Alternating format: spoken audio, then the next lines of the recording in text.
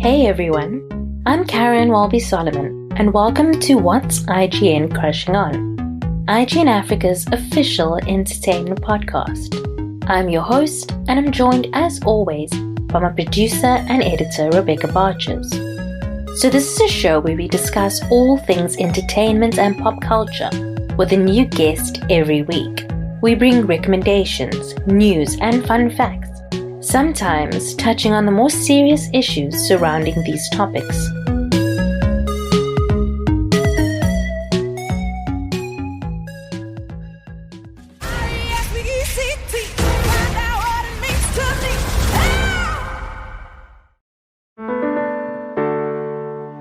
How is Aretha doing?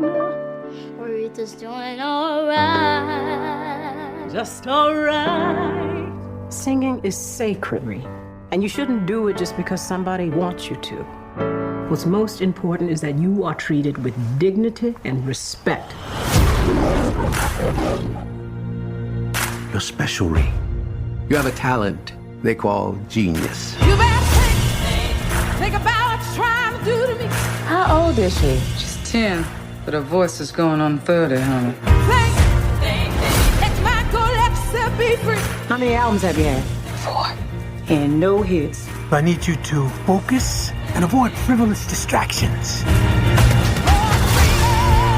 Honey, find the songs that move you. Until you do that, you ain't going nowhere. I need a change. I want to sing what I want to sing.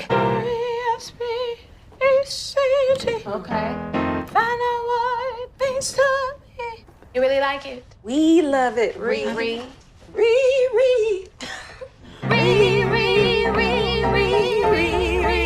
It's really good. Find out what it means to me. I got a single by this new chick named Aretha Franklin.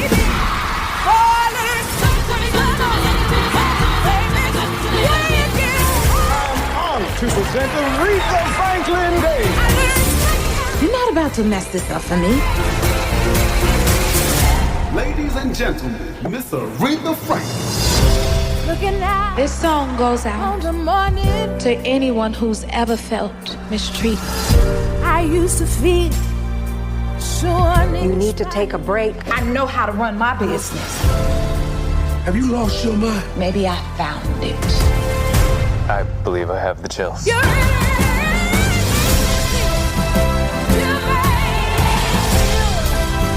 Do you see what she is?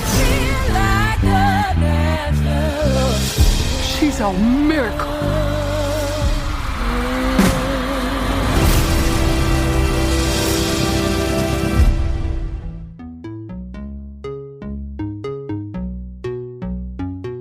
That was the trailer for Respect, the Aretha Franklin biopic, currently in cinemas, directed by South African director Liesl Tommy and starring Jennifer Hudson, Forrest Whitaker, lots of other famous people. It is really good, and later on in the episode, we'll be chatting to Liesl Tommy about the film, Aretha, and so much more. But otherwise, welcome to episode 3. It's me, Caryn. I'm joined by Rebecca and Leanne again. And you guys look fresh and lovely. The sun is out. It's a bit of a lie there. I'm literally in bed. Well, I mean, you look... Maybe I should say you look like you bathe regularly compared... Thank you. compared to some other celebrities that we've been finding out about lately. Yeah. I'm just... So I don't know if you guys have been following. So I've been having a tough couple of weeks, and I haven't been spending a lot of time on social media. But what I did notice, actually, I was saying this to Leanne earlier, but the first thing I noticed, Rebecca, I don't know how you feel about this, is that there've been people thirsting over Jassy Erasmus. You know, I can't judge. I've had some weird celebrity crushes in my lifetime, but. Do you know this is how you know the pandemic's been going on for too long and sports people are like dying for any sort of like stimulation? Because I've heard people talking about how tall he is, and and like I don't know, he's just so cool, and I'm like, guys, wat gaan aan? You sure this wasn't started by like some person just making a joke and then It someone could took, have, took but it the amount of seriously? people who felt it was okay after that to admit to having that crash. It's like, oh, I can talk about this openly now. Yeah. Oh, there's someone else. But this is Johan Rassi Erasmus, the South African rugby union coach and former player. Okay. I feel like it was because he was defending the Springboks and like doing them things for the nation, and so people were like, "That's hot." Yeah, okay, Shem, we mustn't judge. Like we've all had problematic crashes, so we can't. Yeah. Wait, I see it. Okay. Oh no. I mean, I can see the charm. We I feel like he can be quite charming, potentially, and a good sense of humor. Good sense of humor. And the height does help, you know. Height always makes a bit. And I'm not gonna lie, like in makes Chasing the statement. Sun, we swears like I was also like, whoa, bro. Well, I not in that kind of whoa, bro, but it just like took me off guard, and I feel like that also could be like, you know, once you start getting like seeing different sides to people, you know, you start. Surprise and delight. So that was the one thing that I was like, even in my haze of grief and busyness, I was like, what now? And then the second thing that I was like, what now? Is all the celebrities admitting to not like bathing. Like, it's one thing to not bathe, it's another thing to admit to doing it. Like, I'm just confused as to why. Okay, so I know it started on the Dak Shepard podcast, and it was Ashton and Mila, and they were chatting about it, and then all of a sudden it became a thing. And then since then, a bunch of other stars have come out on where they stand on bathing and not bathing, because apparently that's a thing we have to debate. But I'm confused as to like why it's such a big, like why there's such a succession of it. Because normally it's like, oh, this crazy star said a crazy thing, and then you keep it moving. But the fact that it's become a broader conversation topic, I think it's like the Erasmus thing, like because somebody else admitted to it, everybody else thinks it's like okay, no, they also admit to it. Yeah. It's not okay. But I think it's like at the same time, like with Gwyneth Paltrow's Goop show, you know, she spoke about how we as humans, there are different ways of doing things naturally and whatever. And I feel like it's another like not fad, but it's another topic that for us here in Cape Town, we're like, if you stink, you wash, or you know, it's the morning, you need to go shower. It's not it doesn't seem like a big enough topic for me here as a Cape Townian, you know, unless there's a drought and you have to use the wipes. So like there's enough discussion about it. But like this non-bathing thing, I think has come from this how to be too clean is actually bad for your immune system. And so it's like another health fad, you know, that people can cling on to. To go on your point about the drought, like I have heard like some theories that there's a drought in California right now, and it could be like some kind of like PR stunt. But then I've also heard that there are some celebrities that stylists have said don't wash enough because they say like sometimes they may be too busy, you know, their parents, they have kids, you know, these other things going on. But like, and they but like, I'm just like, wash your children, like, when they're small or they're dirty. It was also interesting because I remember because this debate came up a while with the back. washing legs. And I remember there was about showering and bathing, and there was a reply all episode that kind of went down a rabbit hole, where basically someone had tweeted that like the difference between showering and not showering and whether you view that as essential also is like very classist. So poor people or lower class people have to bath, like have to shower, have to be clean because it adds to their credibility, whereas wealthy people being able to not shower and still get away with it is because they move through the world differently and it's a different type of privilege. And I just thought it was such an interesting take given how people are responding to the news of like Jake Gyllenhaal not showering or Mila Kunis not watching the kids. Like it's an interesting perspective on it, I suppose. I don't get the not smelling thing because I feel like you can get used to a bad smell. Do you know what I mean? Like if your child Yeah. does bark, And also most people can't, you think people. but also you can't smell yourself. It's very rare that you can smell because you acclimatize to your own odor. So yeah, it's just been like I don't know. I try not to be on the point of judging others and their decisions. But what you said about the lower, I mean, about the classes thing is so true. Because if you already come from a less advantaged background and you also aware of the fact that you're not clean and that you haven't, we all know what it's like to feel refreshed and having had a shower, how that makes you feel. But if you already come from that sort of background, you Yeah. already feel like you're on a back foot, or you already feel like you're being judged. That just adds to that. Yeah, it's like if you are poorer and you want to wear baggy sweatpants, then people view you in a different way to a celebrity who's going to wear, like, what was it, Kanye West? He designed that line where it was essentially based on people off the streets. It was like just knapsacks or whatever. I don't want not knapsacks. You know what I mean, like potato sacks. And that was the Kanye West. Yeah, yeah, yeah. Oh man, it's such a good part in Zoolander. What is it called? Derelict.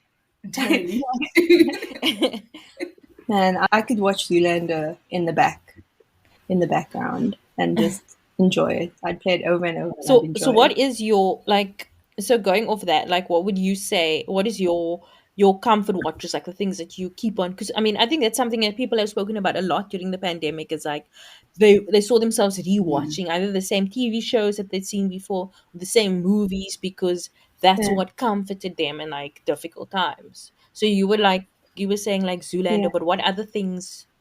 For sure, Friends, man. I nearly said where everybody knows your name. That's Cheers. But what is the theme tune? Oh, but I put that on. I put that on in the background. And Literally, you? black noise. No, for me too. Like if I'm feeling especially like sad or stressed, then it's the episodes of Friends where we Monica and Chandler get together, and then that series of episodes between that and how and everybody finding out. Yeah. But also like my eyes. It gave me so much joy in the Friends reunion that they redid that scene. I was like, oh my gosh, my guys. Yes. Yeah, with the table read, wasn't it? Yeah. Man, that was a good episode. Yeah, it was really well done. Succession of it. But also, for me, it's like a lot of movies as well. So like the night before my birthday, I went in and I watched like 10 Things I Hate About You again, and it just gave me so much joy again. Okay. And like the other day, I rewatched Notting Hill, and it's like those movies that what the endings are, but the endings just make you so happy. Like that's basically my my comfort stuff. And Julian? Series definitely like Parks and Rec or Happy Endings, like anything in that genre. Movies would be like The Holiday and Pride and Prejudice, either the 6-hour BBC version if I have all of the time, or the 2015 Keira Knightley version. Like Pride and Prejudice is my comfort food. Oh wow! Y'all know Jane Austen is my hope for life. I know, fucking Pride and Prejudice. I really do like the BBC version, but for me the best one is it could be a Keira Knightley. It's just such a good adaptation. Version. Have you seen all the porn about my girl? I read the fan fiction. Don't even know. Wait. No, what? no. It's like because there's no like actual intimate moments, but it's just like he touches her hand and then he like goes like this afterwards, and it's just like there's a. Yeah, that is the most best 5 seconds of cinema ever. It's so good. I also like I try and keep me quiet, but like I actually watch when I'm when I need to pass the time. I watch a lot of Love Island. Love Island, new season, Love Island. I've been catching up on old seasons. I've been watching Love Island season 2, and like it's just watching other people make messes of their lives and like just do it in front of me. It's so much easier than dealing with the mess that is my own life. So I can pretend to be as highbrow as I can, but I'm gonna be honest with you guys, not even a little bit, not even at all. I mean, my comfort show during the pandemic was The Good Witch, and I'm just bleak because I finished like all 5 seasons on Netflix because it's like the perfect stupid thing. Oh, and then the other one that I do love is Virgin You, River. my mom. It's like Virgin River. terrible, wholesome, cheesy, like small American town life. Give me that nonsense. I love it. But like, so like to go into today's interview. So Liesl Tommy she's originally from Cape Town, and her family moved to the US when she was about 15. I want to say like a teenager still, and like she's gone on to act and she's gone on to direct. She was the first like African American director of I want to say a play to be nominated for a Tony, and and now she's directing like this big biopic about Aretha Franklin. And the big thing about this biopic, which I actually spoke to about in the interview, is that when Aretha Franklin was still alive, they asked her who she'd want to play her in a movie, and she said Jennifer Hudson. So many people see this film as like sort of like being blessed by Aretha. Yeah, this is the film that she wanted. Oh, that's amazing. And there's a lot of like they really took into consideration her wishes, and it's written by Black women and it's directed by a Black woman, and it's just it feels very personal and special. And I mean it's very like, and I mean Aretha Franklin was very big on like civil rights, like she knew Martin Luther King. She's like she sang for him, like because her father was friends with him and stuff like that. So it's very much for civil rights. And Liesl said that she took a lot of that from her own history of coming from like apartheid South Africa and that kind of thing, and how that sort of plays into it.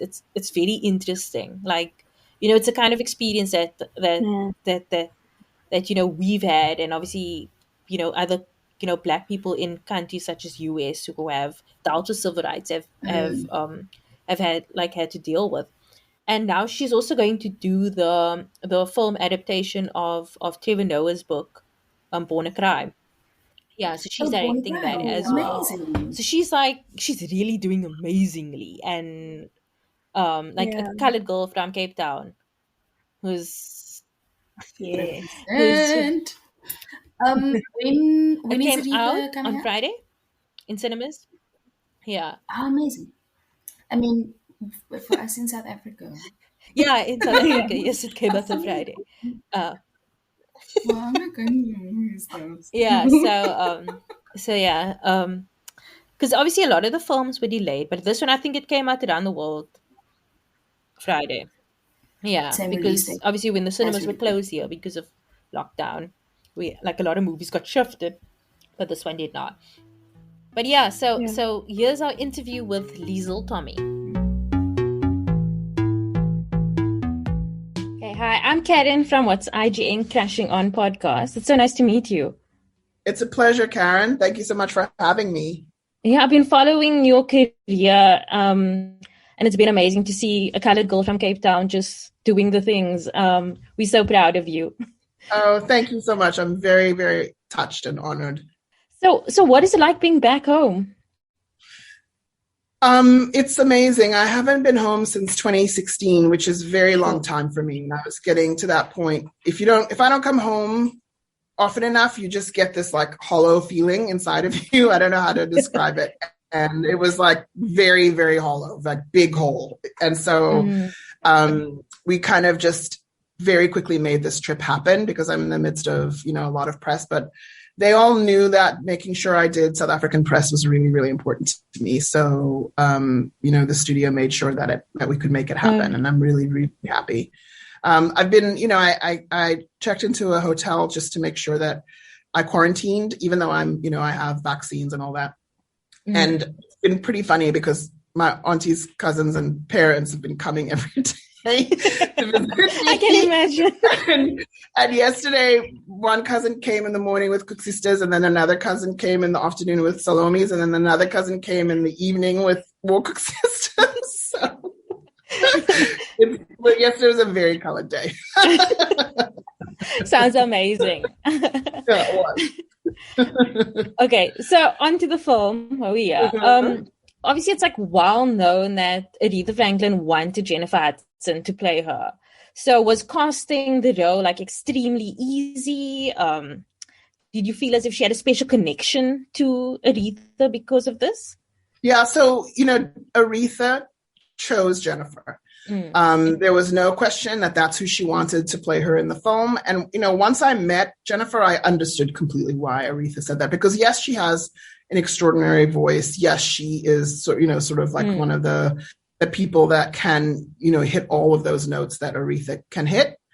But there's also something about Jennifer. She has a real emotional depth, and she's, she's led a life that's had triumphs, but also tragedies. And you can feel that. And I think Aretha knew exactly who should play her for many reasons, not just vocally. She knew that what would really be required to play her would be someone who's really lived and has enormous humanity. And Jennifer has that. So in the film, so civil rights was a really big part of Aretha Franklin's life. And there were great moments with her standing up for Angela Davis, her friendship with Martin Luther King. And obviously, as South Africans, we know the importance of fighting for racial equality. So why do you think this was an important aspect to include in the film? And did your background, being a South African, play into that? Absolutely. Everything that I do has a political, undertone or overtone. Growing up during apartheid, having, coming from a community where activism was very much a part of it, you get that imprinted into who you are at a young age, and it's never not a part of the stories that I tell. And Aretha, that's one thing that she and I had in common. She grew up in a similar household. Her father was, an activist minister, and he was, a mentor to Martin Luther King. And so she just grew up hearing all that stuff, as did I. And so it just felt like she was a child hearing that, and then she became an adult who was always an activist and an artist. And that's, how I think of myself. And so that was important to me to include, because that stuff, it's for some people it's optional, and for some others of us, it's not optional. It's who we are. Yeah. And so the church is also something that was important to her. So was it difficult to display the ups and downs of her faith? When she was all in and when she didn't feel it anymore. So was that difficult to portray? I thought that was, an important part. So when I pitched the film to the studio, when they were still interviewing people, that was the kind of big part of it. I thought it should begin in the church and should end in the church, because one of the things that sometimes happens is once you become a celebrity, sometimes you forget who you really are. You forget your roots. And for her faith was everything to her. But when she hit her dark moments, her faith was a little further away than it had been in the past, and I thought tracking that journey was something that everybody could relate to. Even if you're not religious, just being true to yourself, being truly connected to who you are is a journey that we all go through, no matter who you are, no matter where you're from, no matter whether you're wealthy, you're poor, you're successful, you're a normal person. Everyone can relate to the journey of staying true to who you are and who you're meant to be. And I think that probably also adds into why she's the queen of soul, because she knew her soul. One of the things when making the film, I had to really say to myself, what does soul mean? What does it mean to be the queen of soul? What is soul to, us, and what was soul to her? And that really helped me kind of anchor the work that I did with Tracy Scott Wilson, the screenwriter, into figuring out what is the story we're telling about a woman who's called the queen of soul? So going on to that, like, it's amazing that it was written by a Black woman, directed by a Black woman. Is that like, I mean, I know you spoke about like, adding that political aspect, but like, it's important to you to see the type of diversity behind the scenes as well. Absolutely. It's essential. There's no point in being given the privilege of leadership and then just making sure you're the only one who looks like you in that. That's then like, what are you doing? Who are you? That's shocking to me. So, Tracy, the screenwriter who I brought on, she wrote a play called The Good Negro about the civil rights, 15 years ago. And it was one of the first kind of big professional directing jobs that I had. So she and I are old friends. And when she was running that play, because it was about race in America, the civil rights movement, I invited her to come down to Cape Town for to write for a while. And we stayed at my parents' place, and we went to Robben Island. And at the time, my dad, he's an urban planner. And, we would go to different, sort of iconic sites of places and things that happened during the struggle in Cape Town. So we spent a lot of time just speaking about politics and the lives of Black people there and here. And so when it was time to hire a writer for this project, I knew, who the right person was. And also we have a long friendship and loyalty is really important to me. So. And another thing I also noticed, like, coming from women, like, I mean, a lot has been written about Aretha's relationship with her father, with Ted White, with Jerry Wexler, but there was a lot of importance paid on like the female relationships in her life, like her sisters, like her mother, her grandmother, Dinah Washington. So, and how that anchored her. So, did that sort of form part of your thought process? Absolutely, because, the other thing is these kinds of movies in the past were always written and directed from the male gaze, the white male gaze. That's who has had access to those writing jobs and those directing jobs. And so, the question I always have is like, what does it look like when the creator is a Black woman and a story about Black women? And, I think that we women, our sisterhood friendships are so key to who we are. And so, a movie written and directed by a man, patriarchy is living. So they're going to think, oh, when she's at a turning point and she needs guidance, it's going to come from a man. Obviously, it has to come from a man. But honestly, in my life, and certainly in Tracy's life, when you've really, had those like come to Jesus moments, it's usually been an auntie or a best girlfriend or your mom or, that's who you go to. You don't go to like, I don't go to any uncles for romantic advice. That's for sure. So, and I love my uncles, you know what I mean? But so that's the thing is like those people who really were, guided her in pivotal moments in this film are women, because that's what our experience is. Yeah. And what do you think is the biggest lesson that you've learned from Aretha and the story on this journey you've been on? Ask for producer credit, honey. That's the biggest lesson that I've learned from Aretha. No, seriously, just make sure that that you if you're doing more than just being an artist, if you're also part of the creation and the producing, then make sure that you don't let yourself be taken advantage of. Perfect. So what is the most challenging scene to film? Definitely the most intimidating scenes were the big concert scenes, like the ones that were in a massive stadium. And, just because it was, so many people, background, the band, the backup singers, and it was just also technically where we had the huge, the biggest equipment, the cranes and all that stuff. So it's also, those are very expensive days. So everybody's just hovering over you going like, this is an expensive day. Hey, like, are you going to get it done in time? So those are definitely the most, the high pressure days.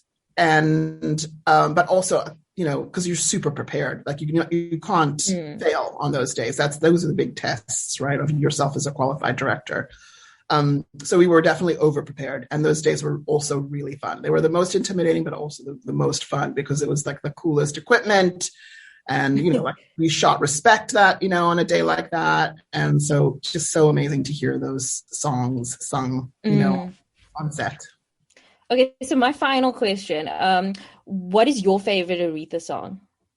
Ain't No Way, which is a song that I've included in the movie. Yeah. And I definitely feel like that sequence, the Ain't No Way sequence, is probably the sequence that I love the most, because there's a lot of levels of storytelling happening.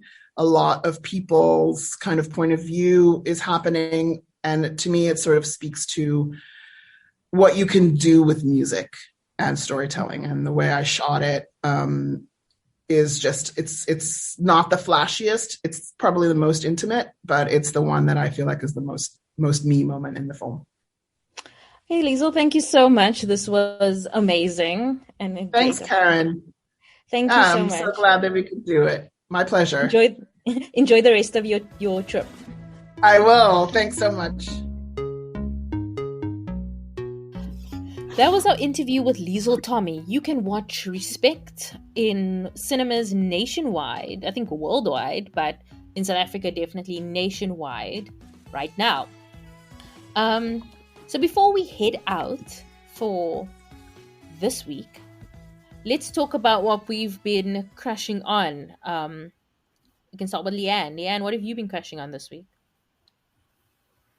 I've been crushing on AP Bio. It's on Netflix. It is hilarious and weird and wonderful. So yeah, been crushing on that. And also finished season 6 of My Dad Wrote a Porno podcast. That was hilarious, which is really, really cool. Yeah, that's what I've been up to. And Eurobix? Hi. I'm super delayed, but I started watching Startup with Otmara Marrero and Adam Brody and Edie Kategi. I got the names there. I googled it.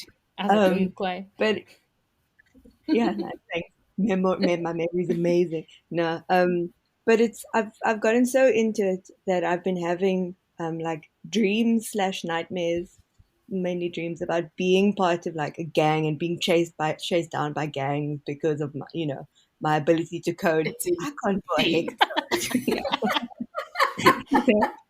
But it's so good that like it takes you into.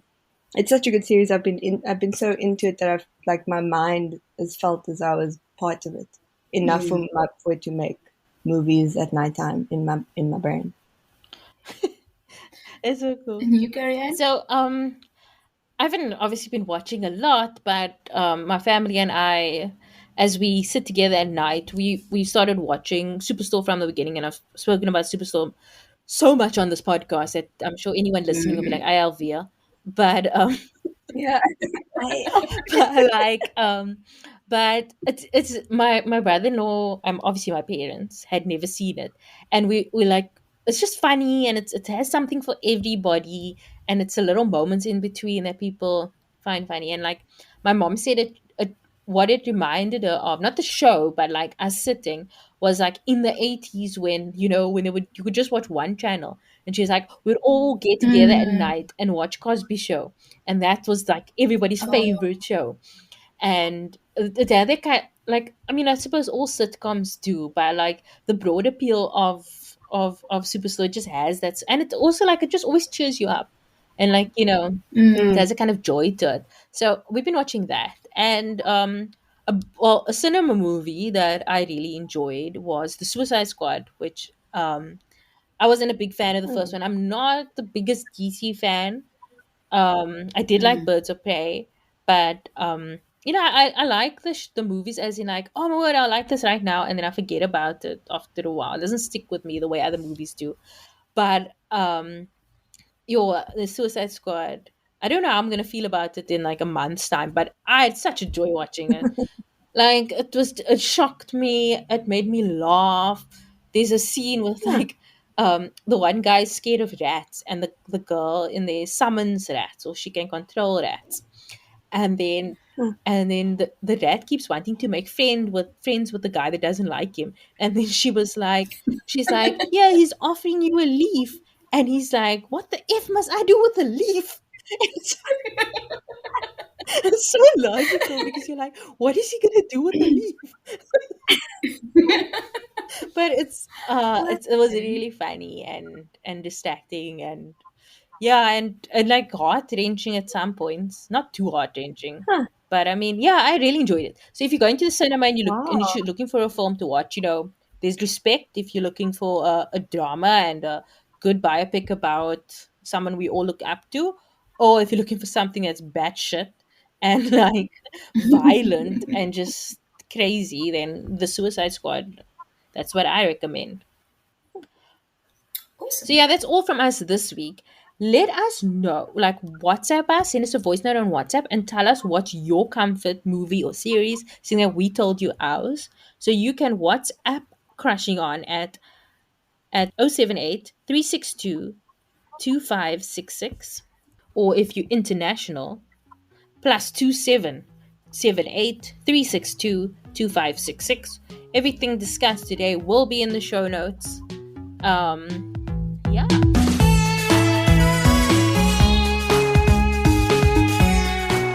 Me, you can find at Caryn Walby on Instagram, at Caryn Walbys on Twitter, and sign up for my newsletter, Wild Streams, at wildstreams.substack.com. The podcast can be found at Crushing On Pod on Twitter, Instagram, and Facebook, at What IGN's Crushing On YouTube, and you can find more information about this and all our other episodes at our website, crushingonpodcast.com, and send any feedback to mail@crushingonpodcast.com. Send us voice notes at +27 78 362 2566. Join our Facebook group, Crushing On Club, where we chat about the show, celebrity news, recommendations, the whole shebang. The show is produced by me, Caryn, and Rebecca Barches.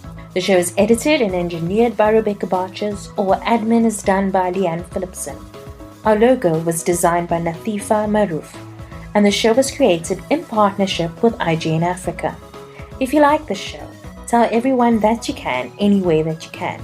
Keep up to date with all of our episodes by subscribing to the show on Spotify, Apple Podcasts, or wherever you get your podcasts.